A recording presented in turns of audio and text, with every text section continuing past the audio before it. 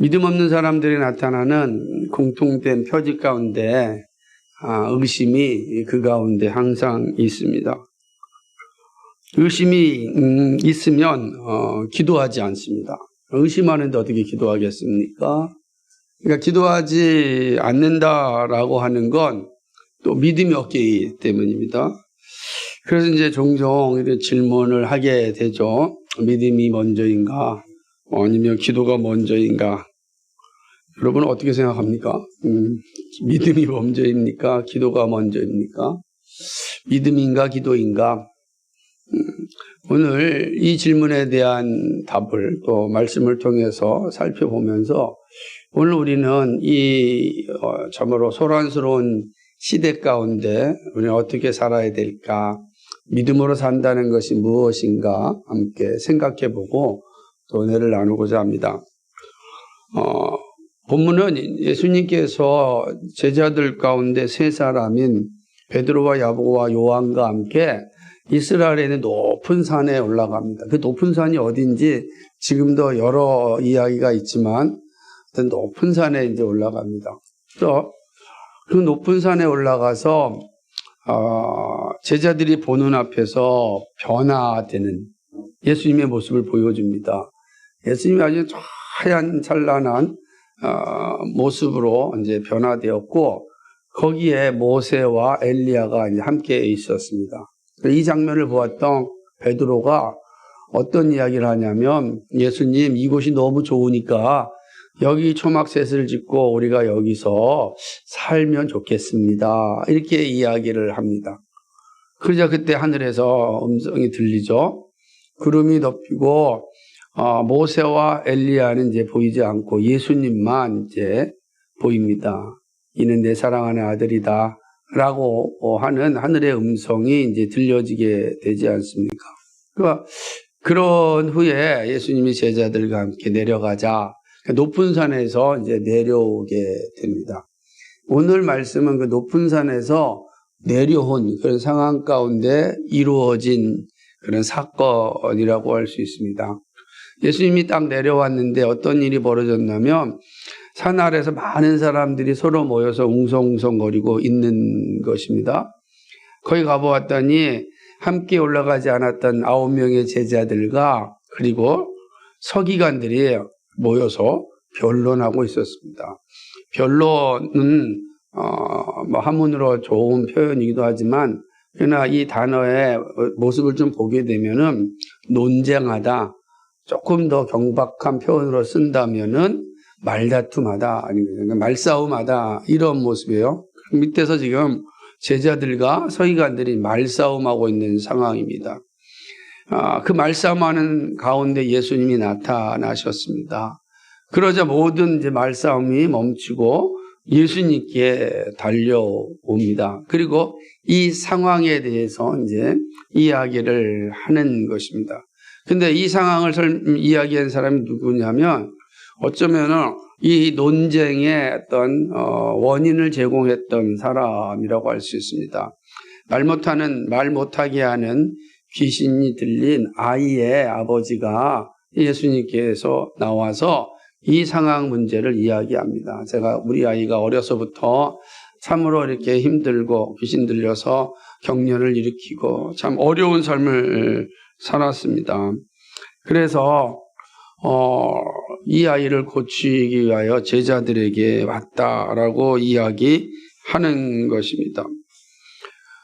그런데 문제는 제자들에게 데리고 왔는데 들리는 소문에 의하면 아마 제자들도 대단한 능력을 나타내지 않았습니까? 그러니까 제자들이 충분히 이 귀신 들린 문제를 해결해 줄 수 있다 이 생각을 이 아이의 아버지는 가졌던 것입니다.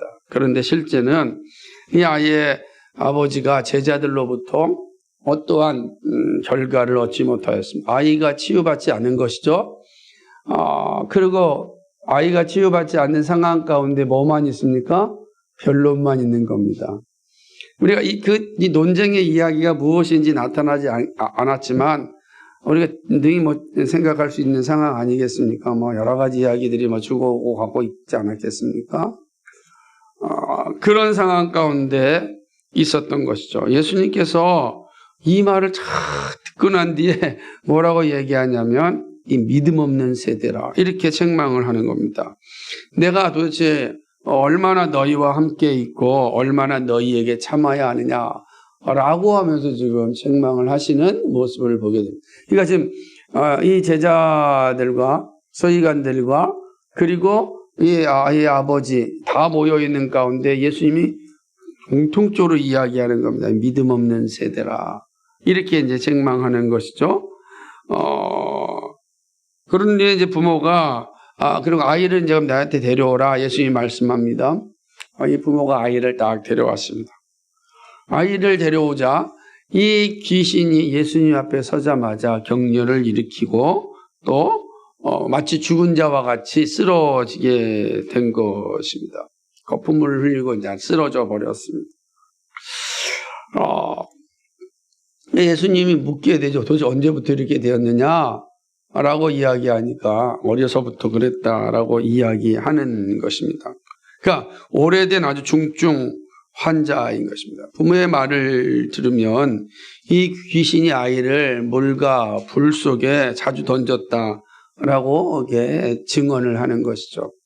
귀신은 사람을 괴롭게 할 수 있지만 생명의 주권자가 아니기 때문에 그 생명을 가져갈 수는 없는 겁니다. 그러나 옆에서 보고 있는 사람이나 당하는 개인은 거의 죽음에 이르는 것 같은 고통 속에 사는 것 아니겠습니까? 그러자 이 부모는 그 예수님 앞에서 뭐라고 이야기하냐면 예수님 무엇을 하실 수 있거든 불쌍히 여겨주십시오 라고 이야기합니다. 무엇을 하실 수 있거든. 만일 고칠 수만 있다면 좀 고쳐주십시오. 이 말은 못한데도 괜찮습니다. 이런 것이 암이 되는 거 아니겠어요? 하실 수 있다면 좀 고쳐주십시오 라고 이야기를 하는 것입니다. 그러자 예수님께서 그 아이의 아버지를 향하여서 또 책망을 하십니다. 뭐라고 얘기합니까? 할 수 있거든이 무슨 말이냐 도대체. 믿는 자에게는 능히 하지 못할 일이 없다. 이렇게 대답을 하십니다. 그러니까 이 말을 이 아이 아버지가 들으니 깜짝 놀라지 않습니까? 아무래도 그 말씀에 권위가 있고, 소리의 크고 낮음의 상관이 아니라 예수님의 그 말씀이 매우 무섭게 들렸을 겁니다. 그래서 매우 권위 있게 들렸고, 마치 그것은 소리에 상관없이 천둥처럼 그 아이의 아버지의 마음을 흔들었을 거라 생각을 합니다. 왜냐하면 이 아이의 아버지의 대답에서 볼 수가 있는 것입니다. 그 아이가 소리를 지릅니다. 이 소리를 질렀다는 건 아마 예수님 앞에서 잘못했습니다. 이런 표현으로 말할 수 있을 것이고 어쨌든 소리를 질렀다고 하니까 어떤 내용이 기록된지 모르지만 그러나 이 소리 질렀다는 표현에서 이 아이 아버지의 태도를 이해할 수가 있는 것입니다. 예수님, 제 믿음 없음을 용서하여 달라라고 이야기하는 거죠.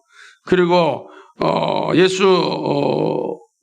내가 예수를 믿고 싶은데 예수 믿지 못하는 저의 영혼을 좀 도와주십시오라고 이제 예수님 앞에 나가서 간구합니다.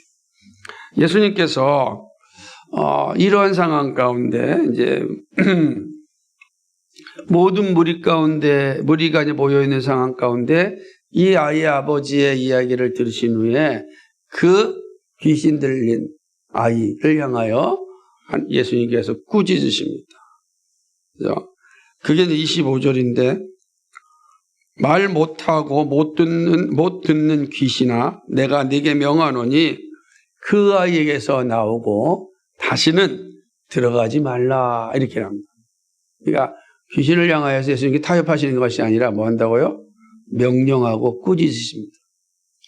여러분 귀신은 타협하는 존재가 아니잖아요. 명령하고 꾸짖습니다. 그 이야기하는 것입니다. 그 아이에게서 나오고 다시는 들어가지 말라. 그러자 어떤 양념이냐면 귀신이 소리 지르며 아이로 심히 경련을 일으키게 하였습니다. 그러니까 그 아이가 이전에는 막 뛰면서 막 경련을 일으켰고 막 파리해지는 것 같지만 막 그 힘이 엄청났으니까 물속에 들어가고 불 속에 들어갔다라는 것은 그 제어할 수 없는 힘을 가지고 있다라는 의미 아니겠어요? 그런데 예수님이 귀신을 향하여 명령하자 그 귀신이 쫓겨나가고 아이가 죽은 것처럼 넘어지고 말았습니다. 그러니까 사람들이 그 아이가 죽었다 이렇게 이제 생각을 하였습니다. 그만큼 갑자기 모든 힘이 아이에게서 다 사라졌기 때문입니다. 그러니까 이 아이의 모든 힘의 근원이 귀신이 주장하였던 것을 볼 수가 있습니다. 그런데 예수께서 그 아이의 손을 잡아 일으키십니다. 그러니 아이가 일어나서 그 아버지와 돌아가는 것이죠. 이 사건이 이제 이게 마무리됐습니다. 그런데 이제 그 다음이 아주 의미심장한 사건입니다. 뭐냐면 이런 이후에 이제 예수님이 제자들과 함께 조용히 이제 집에 머물게 되었습니다. 그때 제자들이 질문을 하는 겁니다. 어떤 질문이냐면 예수님, 우리는 어찌하여 이 귀신을 능히 쫓아내지 못하였습니까? 왜냐하면 이 제자들의 입장에서는 이미 엄청난 경험을 다 하였는데 이 제자들은요 귀신을 쫓아내는 경험도 하였고 참으로 대단한 능력을 나타냈는데 왜 우리는 이 자리에서 이 아이에게 들린 귀신을 쫓아내지 못했습니까? 라고 질문을 하는 겁니다. 그때 예수님께서 아주 의미심장한 대답을 합니다. 그 29절인데요. 다시 한번 읽겠습니다. 시작. 이르시되 기도 외에는 다른 것으로 이런 종류가 나갈 수 없느니라. 아멘. 이제 갑자기 여러분 이 장면의 흐름을 보면서 뭐 느낀 게 없습니까? 28절까지는 다 믿음 얘기하셨잖아요. 그죠? 28절까지는 나 믿음이 없는 세대라. 할 수 있거든이 무슨 말이냐? 라고 이야기해서 믿는 자에게 능치 못할 것이 없다. 제 믿음 없는 것을 도와주십시오. 다 믿음을 얘기하였는데 마지막에 29절에 와서 제자들이 물었을 때에 예수님께서 너희가 믿음이 없어서 그렇다. 이러면은 딱 전혀 문제가 없고 이 모든 것이 다 이 믿음의 문제구나. 이게 잘 해결할 수 있는 그런 말씀인데 29절에 와서 예수님이 말씀하시기를 기도 외에는 다른 것으로 이런 종류가 나갈 수 없다. 이렇게 이야기하는 겁니다. 그러니까 믿음을 얘기하신 예수님께서 기도로 마무리하는 이 모습을 볼 수가 있다라고 하는 것이죠. 그러니까 이렇게 말씀하신 이유가 무엇이라 생각합니까? 도대체 믿음과 기도 사이에는 어떤 관계가 있는 것입니까?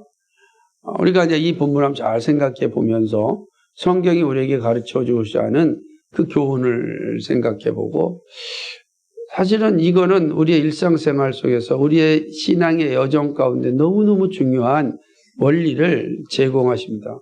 그러니 그 방법을 잘 살피는 시간이 되길 소망합니다. 첫째는 이런 겁니다. 믿음이 없으면 논쟁만 한다라는 사실을 가르쳐요. 우리는 믿음의 변증을 하는 거 되게 중요해요. 우리의 믿음을 변증하는 게 소중합니다. 그런데 그 변증이 이 믿음이 없이 한다면은 그냥 변증이 아니라 논쟁만 됩니다. 말다툼밖에 안 돼요. 사람의 마음을 이렇게 사로잡고 그 사람의 이성을 굴복시키게 하는 것이 아니라 싸움만 남게 된다는 것이죠. 제자들의 문제와 귀신 들린 아이의 아버지 문제부터 생각해야 됩니다. 자, 본문에 등장하는 사람들, 제자들, 서기관들, 아이의 아버지와 예수님입니다. 그죠? 예수님의 책망을 들었던 제자들과 또 아이 아버지의 모습입니다. 그러니까 이런 장면들을 하나하나 잘 생각하면서 한번 오늘 말씀의 교훈을 생각해 보고자 하는데 이들의 문제가 무엇입니까? 지금 예수님을 제외한 이들의 문제와 서기관들, 제자들, 아이의 아버지, 어떤 문제를 가지고 있는가? 제자들의 문제는 우리가 29절에 기도에는 이런 일이 없다라는 것을 염두에 두고 우리가 한번 제자들의 모습을 다시 한번 이렇게 반추해 봅시다. 제자들의 문제는 뭐냐면 변론입니다. 논쟁하는 일입니다. 어떤 논쟁을 하고 있는지 기록이 없습니다. 그러나 상황을 보면 귀신 들린 아이의 모습을 놓고 아마 다양한 원인, 이유, 이런 것들을 이야기하고 있었던 것으로 보입니다. 그러니까 당연히 아이의 상황은 힘들고 어려운데 파리하에 죽어가고 마치 다 죽어가는 것 같은 그런 상황인데 지금 서기관들과 제자들이 하고 있는 것이 뭐죠? 얘가 이렇게 되는 원인이 뭔지, 그렇죠? 이유가 뭔지 이야기하는 겁니다. 논쟁만 하고 있는 거죠. 아마 그러지 않았을까요? 왜 그러냐면 모든 질병의 원인은 다 부모의 죄 때문이다. 이런 의식을 가지고 있는 유대인들의 입장에서 볼 때는 이 문제를 얘기하는 거 아니겠어요? 이 아이의 원인은 당신의 죄 때문이다. 아마 제자들은 또 예수님께 배운 게 있으니까 그렇게만 볼 수 없다. 이런 내용들이 있는데 지금 문제는 그 아이는 죽어가고 있는 거예요. 고통받고 있는 상황입니다.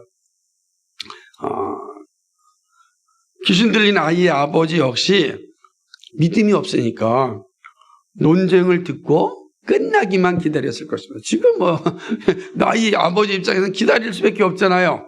근데 보고 있는 입장은 자기 아이는 지금 거의 지금 힘들어 지치고 있는데 이 제자들과 서기관들이 서로 논쟁만 하고 있는 모습입니다.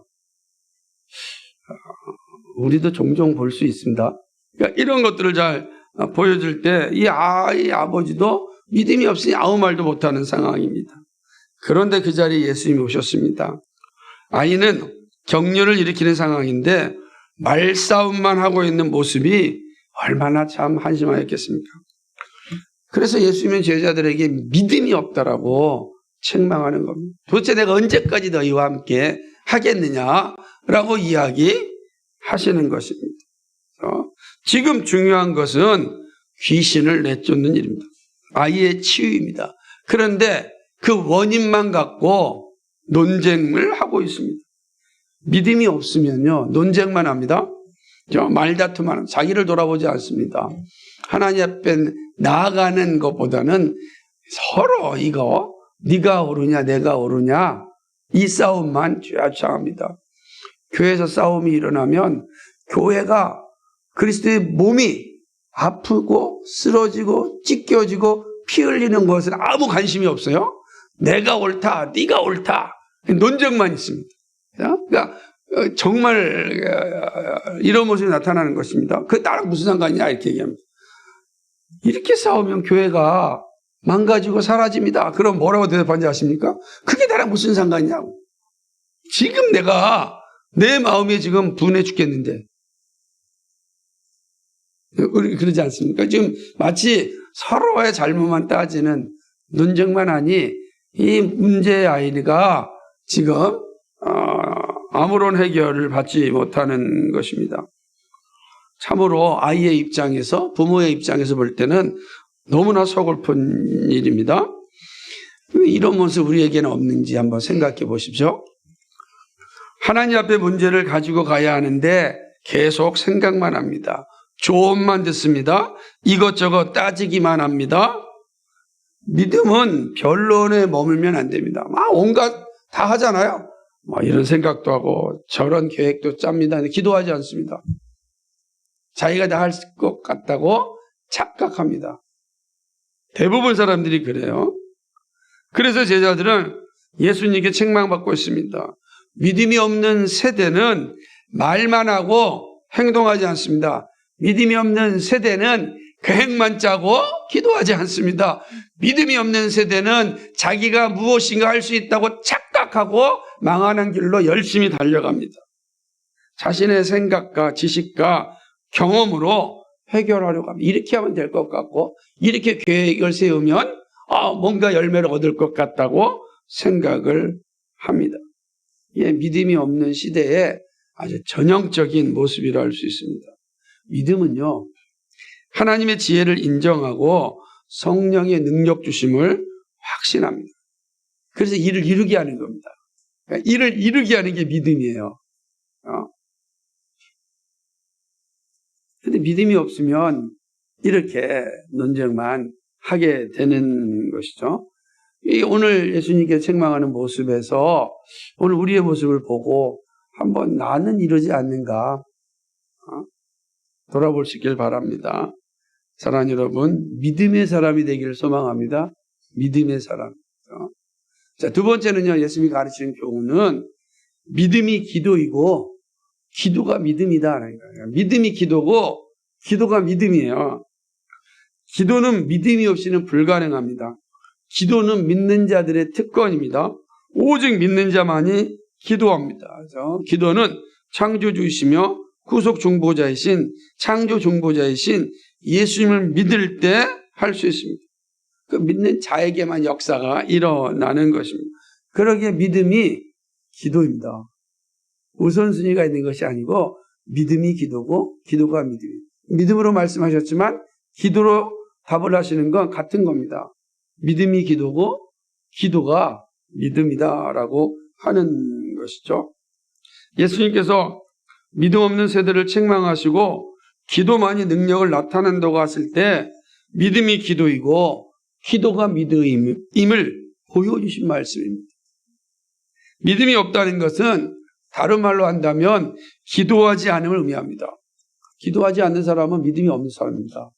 의심의 사람이고 불신의 사람이기 때문에 그렇습니다. 기도하지 않으면 믿음이 없음을 반증합니다. 여러분 예배당에 나와 함께 예배를 드리는데 여러분의 삶의 자리에서 기도가 없다면 믿음이 없는 거예요, 여러분. 내가 이제 교회에 나와 있으니까 믿음이 있는 게 아니라 여러분 믿음이 없어요. 믿음이 있는 걸 착각하시면 안 됩니다. 그러니까 어떠한 것도 하나님의 영광을 위하여 살지 못하는 겁니다.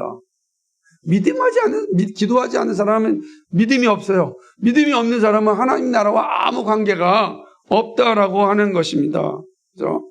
영적인 침체가 오면 선명하게 나타나는 증상이 있는데 기도하지 않습니다. 내가 영적 침체에 빠졌다? 기도하지 않는 사람이에요. 그래서 기도하지 않는 사람은 반드시 영적 침체에 빠져 있는 사람입니다. 그 기도하지 않는 사람은 어떻게 살아갈까요? 자신의 생각으로, 자신의 경험으로, 자신의 계획으로, 자신의 방법으로 사람들의 조언만 따르며 살아갑니다. 곰곰이 생각하면 참 지혜로운 것 같이 보이지만 그러나 하나님의 자녀에게 있어서는 가장 치명적인 거죠. 왜냐하면 그게 바로 하나님 없이 혼자 무엇인가를 하고자 하는 것이 죄의 근원이거든요. 죄가 그런 겁니다. 사단이 그런 겁니다. 사단의 지배를 받으면 이런 모습만 나타납니다. 사단의 지배를 받으면 나의 경험, 지식, 다른 사람들의 좋은 조언들, 이것으로 자신의 인생을 다 꾸려가려고 합니다. 이게 사단의 지배를 받고 있는 자들의 공통된 모습입니다. 그렇죠? 기도 없으면 능력 있는 삶을 살 수가 없습니다. 그래서 믿음이 없는 세대는 기도 없는 세대입니다. 그래서 기도가 없는 세대는 망하는 교회의 특징입니다. 어떤 교회가 망합니까? 기도하지 않으면 망합니다. 그래서 교회가 싸움이 일어나면 기도하지 않습니다. 그래서 기도에도 뭐죠? 하나님 앞에 자신의 문제를 내놓고 기도하지 않고 상대방을 죽이려고 하는 기도만 합니다. 그건 기도가 아니죠. 그건 기도라고 말하는 게 아닙니다. 여러분 생각해 보십시오. 제자들이 할 일이 무엇이었겠습니까? 원인을 따지는 것이 아니라 기도였습니다. 기도였다고. 그들이 2명씩 70명씩 나가서 전도할 때 귀신이 하늘로부터 떨어지는 것을 예수님이 보셨다고 하셨거든요. 그들이 한 일이 뭡니까? 기도로 복음을 전한 것이에요. 따지지 않고 복음을 전하고 기도하였다라고 하는 것이죠. 그러나 믿음이 없기에 기도보다 변론이 앞서온 것입니다. 생각은 많이 하고 계획은 많이 짜고 공부도 열심히 하는데 기도하지 않는 그리스도인들을 봅니다. 그렇잖아요. 어떤 일에 계획도 많이 짜요. 그죠? 그리고 뭐 생각도 엄청나게 해요. 또 뭐죠? 공부는 정말 열심히 합니다. 물론 공부 안 하는 사람도 있겠지만요. 그런데 기도하지 않습니다. 이런 사람들의 특징이 뭡니까? 별만 하면 별로만 합니다. 남의 눈에 있는 티끌을 찾아내는 일에 탁월한 능력을 발휘합니다. 그러나 안타까운 것은 기도하지 않으니까 주님의 인도하심과 뜻을 알지 못합니다. 주변만 맴돌다가 아무런 열매도 없이 사라지는 것을 봅니다. 기도는 없고 변론만 있기 때문입니다. 믿음은 없고 계획만 있기 때문입니다. 잠언은 사람이 계획을 할지라도 인도하시는 분은 하나님이라고 하셨습니다. 이 말은 사람이 계획을 짜는 것은 자연스럽지만 그 계획을 이루시는 분은 하나님을 알고 온전히 그분께 맡기라는 뜻입니다. 사람이 가진 죄악의 핵심이 하나님으로부터 독립하여 혼자 살려고 하는 것입니다. 이 말은 하나님의 믿음 없이 자신을 믿고 살겠다는 것입니다. 이게 첫사람 아담의 범죄 행위예요. 그리고 모든 인류의 범죄예요. 하나님 없이 내가 해보겠다. 매우 멋있게 보이지만 궁극적으로는 자기 뜻대로 살겠다는 말입니다. 그러나 그 길은 결코 성공할 수 없습니다. 주님을 의존하는 것이 믿음이고 기도입니다. 그것이 참으로 성공하는 삶입니다. 그렇죠? 여러분 모두 정말 성공하는 인생이 되기를 소망합니다. 이 두 번째 교훈입니다. 세 번째 교훈에서 이 문제가 좀 더 분명하게 드러날 것입니다. 세 번째는요, 기도가 항상 앞서야 합니다. 기도가 항상 앞서야 합니다. 제자들이 할 일은 변론에 앞서서 기도하는 일이었습니다. 기도할 때 성령이 역사하시고 성령이 역사할 때 귀신은 쫓겨나가는 겁니다. 그런데 기도하지 않았습니다. 기도하지 않고 변론만 없었습니다. 근데 기도는 믿음이 있어야 가능합니다.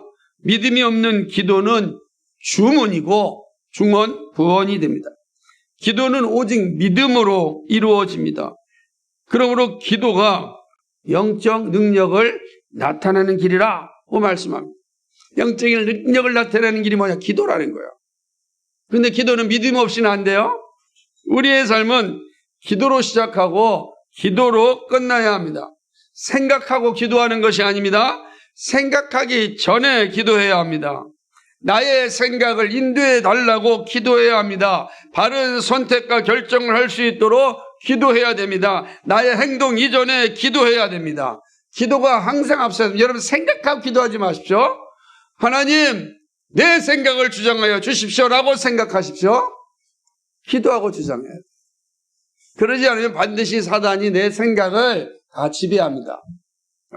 그러니까 우리는 항상 내 생각까지도 하나님께 맡겨야 됩니다. 그러니까 생각하기 전에 기도해야 되는 겁니다. 오늘도 내 생각을 지배해 주시라고. 항상 이 자세가 중요한 것입니다. 기도가 나를 지배하고 항상 앞설 때 실수하지 않고 낙담하지 않습니다. 그러니까 무엇인가 결정하기 전에 반드시 기도해야 됩니다.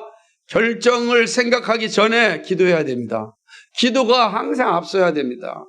어떤 일을 결정해 놓고 이거 할까 저거 할까 이렇게 하니까 사단이 우리를 지배하는 겁니다. 여러분, 여러분의 어떤 모든 여정 가운데 들어올 때 항상 기도가 앞서려고 온 힘을 다해야 되는 것입니다. 제자들의 실수, 아이 아버지의 실수는 기도가 생각을 앞서지 못하였습니다. 오히려 생각이 앞섰습니다. 그러니까 기도가 점점 늦어지는 것입니다. 그러는 사이에 삶의 문제가 어려워집니다. 우리의 모든 일에 기도가 앞서야 합니다. 하루를 시작할 때 기도가 있어야 됩니다. 양육을 하고 직장을 가고 공부를 시작할 때 기도해야 됩니다. 학생들은 학교 정문을 들어갈 때 기도해야 합니다. 직장은 출근하는 순간 기도해야 합니다.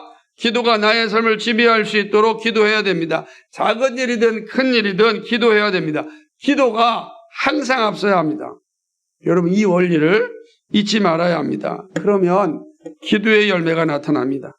귀신 들린 아이가 고침을 받듯이 나의 삶의 문제들이 치유되기 시작합니다. 이게 믿음이에요. 믿음인 것입니다. 이것이 예수님께서 이 본문을 통해서 우리에게 가르치시고 있는 교훈입니다. 말씀을 맺겠습니다. 예수님의 책망을 들으시면서 다시 한번 믿음을 돌아봅니다. 믿음 없는 세대라고 책망을 받았던 제자들의 모습이 바로 나의 모습은 아닌지 생각합니다. 기도하지 않고 생각만 하는 삶은 아닌지 돌아봅니다. 걱정하기 전에 기도해야 됩니다. 걱정보다 기도가 앞서야 됩니다. 삶의 계획이 중요하지만 기도가 없이는 하나님을 영화롭게 살 수가 없습니다. 기도 없이도 어떻게는 살 수는 있으나 하나님을 영화롭게 하고 이웃을 사랑하고 섬기는 삶은 불가능합니다. 예수 믿어도 기도 없이 사니까 하나님을 영화롭게 하고 이웃을 섬기는 것이 무엇인지를 생각나지 않는 거예요. 세상 사람들처럼 그럭저럭 살 수 있습니다. 그러나 하나님을 영화롭게 하고 그리고 이웃을 사랑하고 섬기는 삶은 살지 못합니다. 오로지 그럭저럭 살아가는 거예요. 자기 몸 하나 건사하며 그럭저럭 살아가는 겁니다. 그게 우리를 이 땅에 보내시고 자녀로 삼으신 목적이겠습니까? 그러지 않습니다. 기도가 없다면 어떤 열매도 맺을 수 없습니다. 기도할 때 하나님의 영광을 생각하게 되고 우리의 이웃을 돌아보게 되고 나라를 생각하는 그런 자세를 가지게 되는 것입니다. 우리가 잘 아는 애족, 애민의 정신은 기도하는 사람에게만 나타납니다. 믿음을 가졌다는 것은 기도한다는 의미입니다. 기도하는 것은 그리스도인의 특권입니다.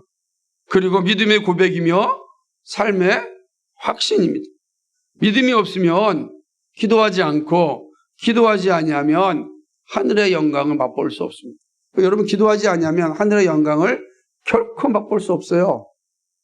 여러분 기도하지 않으면 여러분 예수 믿고 있다 말할 수가 없어요. 교회는 다녀도 예수 믿음이 있느냐? 다른 문제가 되는 겁니다. 종교인으로는 살 수 있으나 그리스도인은 살 수 없는 이유는 바로 기도하지 않는 모습에서 나타납니다. 여러분의 삶의 모든 것을 결정할 때 여러분의 우선순위가 어디에 있습니까? 무엇이 여러분을 지배합니까? 기도입니까? 생각입니까? 믿음입니까? 경험입니까? 우리 자신을 잘 돌아봐야 됩니다. 하늘의 영광을 맛보고 정말 하나님이 맡겨주신 거룩한 소명을 잘 감당하는 자는 기도하는 사람. 기도가 항상 앞설 때 하나님은 그를 통하여 정말로 하나님께 맡겨진 소명을 완성하게 하는 것입니다. 여러분의 삶 가운데 이런 모습이 있길 소망합니다. 그러지 아니하면 그냥 이 세상 사람들처럼 오직 자신의 탐욕과 그 열심만을 위하여 살고 끝나고 마는 것입니다. 그런데 문제는 주님께서 우리를 부르신 것은 하나님의 영광을 주시기 위함입니다. 우리는 이러한 선물을 미리 받은 사람입니다. 문제는 그 선물을 누리느냐 못 누리느냐에 있습니다. 여러분에게 선물이 딱 도착했습니다. 선물 박스가 왔습니다. 너무 좋잖아요. 선물 받았으니까. 그런데 박스만 계속 보고 있다고 한다면 어떻게 되겠습니까? 선물이 왔으면 박스를 열어봐야 되지 않겠습니까? 박스를 봐야지. 하나님께서 우리를 자녀로 삼아 주셨습니다. 그래서 오늘 이 자리에서 하나님께 예배합니다. 그럼 하나님께서 이 선물의 내용을 우리가 만끽하기를 원하는 것입니다. 기도라는 것. 그 선물을 만끽할 수 있는 게 믿음이라는 겁니다. 믿음과 기도는 하나님이 주신 그 선물을 이 땅에서 하나님 나라의 백성으로서 살아갈 때 만끽할 수 있게 하기 위함인 것입니다. 그래서 선물을 열어보는 것이 믿음이고 기도입니다. 그래서 믿음은 기도이고 기도는 믿음인 것입니다. 이 두 가지는 떨어질 수가 없습니다. 그러므로 우리의 모든 삶에는 믿음으로 살아야 합니다. 기도가 중심이 되어야 합니다. 무슨 일을 하든지 믿음으로 임하시고 기도로 감당해야 합니다. 어떤 일을 시작하든 기도로 시작하고 믿음으로 감당해야 됩니다. 여러분 가정에서 하루를 시작할 때, 직장에 출근할 때, 여러분의 자리에 앉을 때, 학교에 들어갈 때, 여러분의 삶의 모든 사람을 만날 때 기도로 시작하십시오. 기도가 여러분을 지배하고 여러분을 이끌어갈 수 있게 해야 됩니다. 믿음이 여러분을 지배하고 믿음이 여러분을 이끌어가야 됩니다. 믿음의 사람이 되는 것입니다. 사람을 만나든 사물을 대하든 하나님께 기도하는 습관이 자연스러워야 합니다. 믿음이 없는 세대는 기도하지 않는 세대입니다. 기도하는 세대는 믿음의 세대입니다. 믿음의 세대가 되길 소망합니다. 기도의 세대가 되길 소망합니다. 그리하여 하늘의 영광을 여러분 맛볼 수 있기를 주님의 이름으로 간절히 축복합니다. 거룩하시고 자비하신 하나님 아버지, 우리가 우리의 생각과 경험과 사람들의 조언에 앞서서 살았던 우리의 무지함을 용서하여 주옵소서. 우리가 기도하지 않고 행하였던 것들이 하늘의 영광을 맛보지 못하게 함을 깨닫게 되었습니다. 하늘의 영광을 맛보는 자는 무엇을 하기 전에, 생각하기 전에 기도하고 기도로 모든 것을 이뤄가는 사람입니다. 기도하기에 낭망하지 않고 기도하기에 절망하지 않습니다. 믿음이 있기에 담대하고 믿음이 있기에 끝까지 버팁니다. 하나님 아버지, 기도가 믿음이고 믿음이 기도인데 하나님, 우리의 삶 가운데 이 믿음과 기도가 분명한 하나님의 사람 되게 하여 주옵소서. 그래야 주님께서 우리에게 주시고자 작정하신 그 하늘의 영광을 만끽할 수 있도록 인도하여 주옵소서. 하나님을 영화롭게 하고 이웃을 사랑하고 섬기는 삶을 살아갈 수 있도록 아버지, 우리의 삶을 주장하여 주시옵시고 인도하여 주옵소서. 우리에게 주시는 은사와 우리에게 주신 재능과 우리에게 주신 가정과 우리에게 주신 직장과 우리에게 주신 모든 지식이 이 모든 일에 아름답게 쓰여질 수 있도록 인도하여 주옵소서. 감사드리며 예수 그리스도의 이름 받들어 기도하옵나이다. 아멘.